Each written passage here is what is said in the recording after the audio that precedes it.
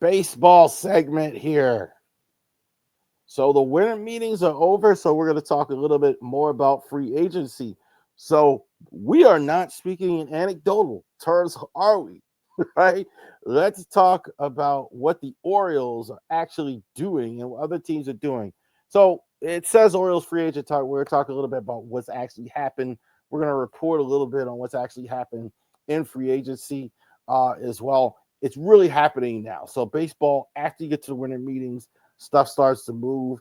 It was a signing today as well. So really stuff is starting to happen right now.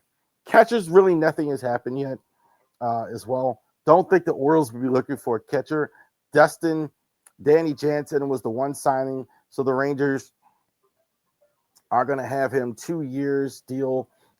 So he was with the Rays as well. Real Muto, I think, is probably still the number one guy on the board there. I think he's probably going back to Philadelphia. Carolini with the Braves, Mitch Garver, Sanchez, probably backup catchers as well. Tarantini, I don't know if he signs there with Atlanta with Drake Baldwin's development. We will see there as well. And how you like it, Oriole fans? The number one guy on the board, Pete Alonso. 5 years, I think it's 155. I will say this. It's baffling why the Mets didn't sign him. The more I think about it, it's like, that's strange. Unless you really need to pay a payroll down, I can't really think of a good reason, considering what he signed for, why the Mets wouldn't do that. This was a guy who was a career Met. Right? So what if his production fell a little bit in the last year or two of the deal? I don't think anybody would have cared. Um, Interesting to see that why they didn't go ahead and sign him. But he's going to be playing at Camden Yards, first base. The question with the Orioles, so, is now what happens with the guys presumably before he signed playing there, Pete Alonso and Josh Naylor. Interesting to see what happens there. Pete Alonso, I'm reading Josh Naylor's name. Pete Alonso and Ryan Mountcastle. I think a move will be made there, obviously. Josh Naylor re-up with the Mariners. Definitely, like, the Mariners are definitely trying to get some more thunder in the offense after so many years of just kind of being a speed team, station to station. Let's see. I'm going to try the name right. Maruta Kanaka Murakami from Japan. So definitely he's a guy first base they're going to look at. Probably the best young player on the board. Goldschmidt has been talking to teams. Same with Carlos Santana. I think it's possible if he gets a landing spot to start, he'll go sign instead of retire. Josh Bell signed with the Minnesota Twins as well. Gabriel Torres takes the deal, the qualifying offer. He's going back to the Tigers. Good signing for them. One of the players they're looking at that might play first base, from what I'm seeing, even though he's here at second base, is Jorge Polanco, signed from the Mets. So the Mets go ahead and sign Jorge Polanco. So interesting to see that he might play first. Arias could play several spots at the Minfield, hasn't signed yet. Neither has Brandon Lowe or Jose Iglesias as well. I think definitely good additions, starting additions for somebody out there as well. Bregman hasn't signed. I'm a little surprised by that. Whatever it is, he's going to get a lot of money. I think the White Sox are still going to try and sign him. Definitely he's weighing his options. Suarez, I don't think Suarez is signed. I keep thinking he's... Is Suarez signed? Hold on. Management appreciates your cooperation. I keep thinking of it. I just looked at it again.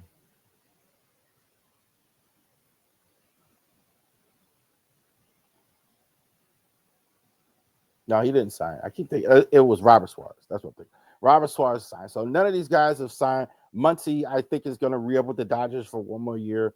Omalato and Makana, definitely these are guys that are more utility-ish / starter-ish types as well. Bo Brissett's still out there. So interesting to see what his options are out there as well. Hassan Kim signed for a lot of money. That was like a $20 million. Atlanta signed him for as well. Interesting to see Braves actually spending so much money on infield. as well, with all bees and all that other stuff still pending. So interesting to see that. Rojas, again, he's probably going to retire after this year, sign for one more year with the Dodgers. Will Castro's been looking at teams. Ahmed Rosario re-signed with the Yankees. Couple more. Kyle Tucker is still out there. Kyle Tucker's still out there. His contract's going to be upwards of $300 million as well. I think in his case, it is going to be Yankees, Dodgers, etc. Because he's going to get the most money. He's going to get the most money. He's definitely going to get more than Schwarber, who's got like $150 million. So definitely that's a good benchmark. He's going to get more than that. So I think that's interesting as well. Bellinger, Chet Grisham, and Harrison Bader, those guys are going to be starters somewhere as well. So they have not signed yet. I don't know if the Orioles will look at any of those guys, but I definitely think those are still names out there. DH is probably, that's usually a little later. Osuna, Jack Peterson, Ryan O'Hearn, Russ Hopkins, Malho, Aguilar. They're going to have to wait. I think you're going to see those guys a little bit after January, a little closer to spring training, etc. See those guys before they sign. Pitching hasn't moved as much, at least in the starting set. The bigger one, obviously, is Dylan Cease. The Blue Jays, that's a good signing for a team that just won the pennant, just inches away from winning the World Series. 7 years, so definitely one thing they need. I definitely think they are positioning themselves to be good for a while. So they brought Gosman back. They're going to have Cease, and they're going to have Trey Savage. That's pretty good. Like a rotation there. Framley Valdez, I definitely think he could sign with the Orioles. It's definitely a guy. Mike Elias had a lot to do with getting him in the majors, so it's definitely a guy they're going to look at. I'm hearing their Orioles are in on Suarez and they're in on King. I totally believe that. We believe now, right? Since they signed somebody, totally believe they're in on that as well. Amai from Japan, I think is definitely.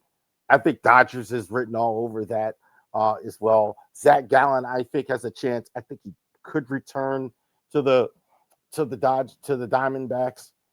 I definitely think he's a little bit lower on the list here, but it'll be interesting to see. Not a lot of the pitchers is signed. Chris Bassett, Canning, Zach Liddell, Dusty May. Dustin May has signed a 1 year with the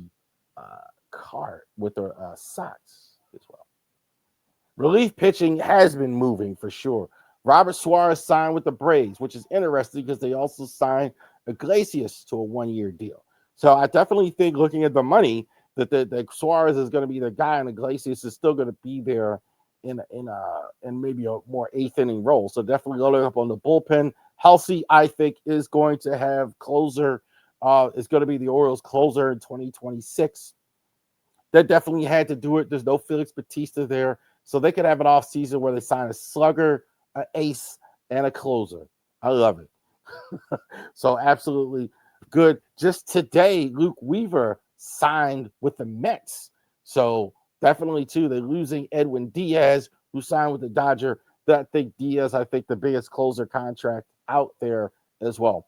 Relief pitching kind of always easier to do. You could sign a 1-2, like the Diaz deal, like a 3 year deal. That's about the longest one for a pitcher. There you go. All right. So, Orioles. I don't think they're done yet, guys. I think we just talked about it there as well. I think Valdez, is on the table. I think King is on the table. Orioles are going for it. We haven't seen this in 17, 18, however many years it is, where the Orioles are actually taking players and signing them and trying to move forward and actually become a team to actually win a World Series this year. So you've already signed Pete Alonso. You've already signed Halsey. I do think they're in on one of these starters as well. Trade, I think, is also there. Edward Cabrera is a guy I think they're going to look at as well from Miami. Simply because I think now with Alonso, you got Mountcastle on the table. You got Kobe Mayo, I think, maybe on the table. You may have Bradfield on the table, something like that. So you definitely have more capital because now you have more at the major league level. All right. Did I get any comments? All right. So I want to thank y'all for joining us here, all 36 of you out here watching on all of our platforms, on Twitter, on Kick, on Twitch, and on YouTube. I want to thank all of you. If they don't get another chance here, we're going to be doing this on Sunday after the Ravens game as well. But thank you. Enjoy the holiday season. Enjoy the football and the sports that are going on. Thank you, all of you, for joining us here on a Raven Sports Podcast. Have a great rest of your day.